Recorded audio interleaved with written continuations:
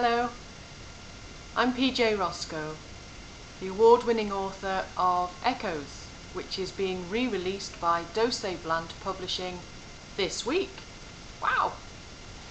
I wanted to talk about ghosts and spirits that I have encountered, and there's quite a few over the years, but I thought I'd tell you a little bit about how it all started for me. So, I'd like you to imagine I was a cute little 5-year-old with straw blonde hair, deep blue eyes, probably getting into a lot of mischief at the time. I had 2 brothers who were older than me, and we lived in a little village called Trythin, which is up in North Wales, up in the hills. And in those days, in the 70s, it was a fairly small village. It was mainly Welsh speaking. Everyone knew everyone else's business, and in the winter, more often than not, you were snowed in for a good few weeks. The nearest town, which is Mould, is about 5-6 miles away, down a very steep, long hill, and for me, at 5-6 years old, it was an adventure. It was magical. It was all I knew. I think my first memories of, well, I didn't even consider it strange, because as a child, you just tend to accept what it is. I can remember playing on the floor in my bedroom, and the door was open. I had my own bedroom, and the door just closed by itself, and I don't remember being scared. I don't remember thinking anything really, but I do remember that memory fairly vividly. I didn't get up straight away. I did eventually get up because I think not so much fear, but I liked to have the door open. For me, having the door closed made me feel just a little bit too disconnected from my family. So I got up and I opened the door, not wide, just half open, and went back to playing. It wasn't long after, I couldn't tell you how long it was, a few minutes maybe, the door closed again. And I did get up more or less straight away then and opened it, thinking that my brother was playing a trick on me. And I remember shouting David, who I always called David, which is the Welsh version for David. And he was downstairs playing with my other brother, Robert. I can remember feeling at that point that I wasn't alone. You know, I wasn't scared though, but it was a sense of knowing, and knowing that someone was watching me. But I didn't think that much of it, obviously, because I didn't go running down the stairs screaming or anything.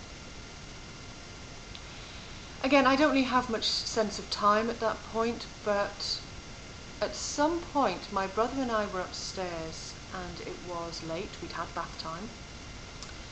And I can remember getting into my pyjamas and my brother getting into his, and my mum had gone downstairs for something, and we were upstairs, and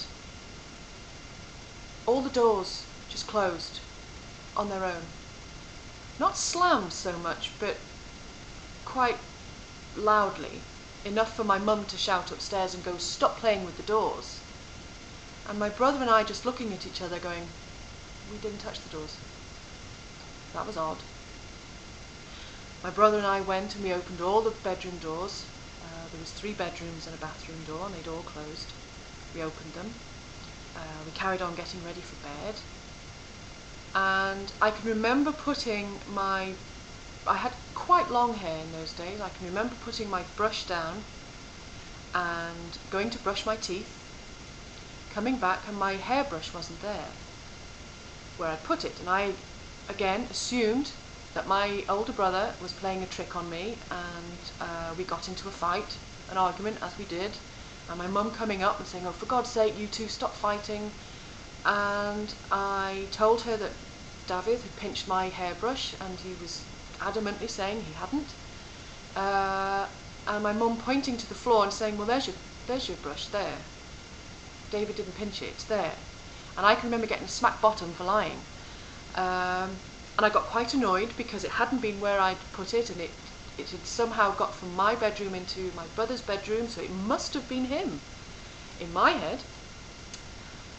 So, again, didn't think anything of it. Time went on, and over the next few years, I can remember we got to understand that something else was at play here.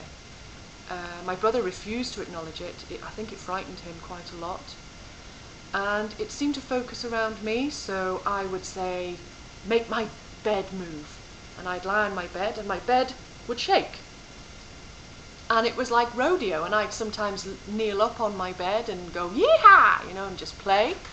And sometimes I would put various things down in my room and say, "I'm going to count to 10. And when I look back, I've got to go and find it." And it became a game. And more often than not, I'd turn back and one or all of the objects would have disappeared, and I'd go and find them, and sure enough, they would be allocated somewhere around the house. We did have a few times where the doors would all slam. It was usually, looking back on it, it was usually when my mother was in a bad mood. She did have 3 children to look after, and my father at that time was working away quite a lot. So there obviously, looking back, there must have been stress and tension within that house. And that scared us, because you could feel the tension, you could feel the anger, the oppressiveness, even as children. And by now I was around 6, 7, 8, this time was progressing. I still didn't understand what it was. I thought it was an imaginary friend. I thought it was, because I was getting into a lot of trouble. Let's be honest, I was your typical child who climbed trees, got muddy, fought a lot, especially with my brother. I was probably a handful in those days, but I can vividly remember people talking about their invisible friend, and I just thought mine was the same as theirs. And I can remember leaving that school that I was in, the little village school at around 8, and going to a Catholic school in Holywell, and it was all run by nuns and things like that, and it was very oppressive. It was I wasn't allowed to speak Welsh anymore. I had to speak English, and I was suddenly thrown from my friends, and I got to know some girls there who were, let's just say, they were very, it was quite a posh school. It was a very well-to-do school. My father was determined that I got on in life, and we could afford it at that time. And I can remember telling them about my invisible friend and being laughed at and being told that I was a liar. There's no way that invisible friends did that, and wasn't I a baby for still believing in invisible friends. And I never spoke about my invisible friend again. And not long after that, we moved from that house and moved to another house within the village that my father had built. And strangely enough, that was haunted too. But I'll tell you about that another time. So that was my first steps into another world, another dimension, another reality. Call it what you will, ghost, spirit, poltergeist, whatever it was. It opened my eyes, it opened my mind, and sometimes when I look back on it, I wonder if I was being tested to see if I could handle it.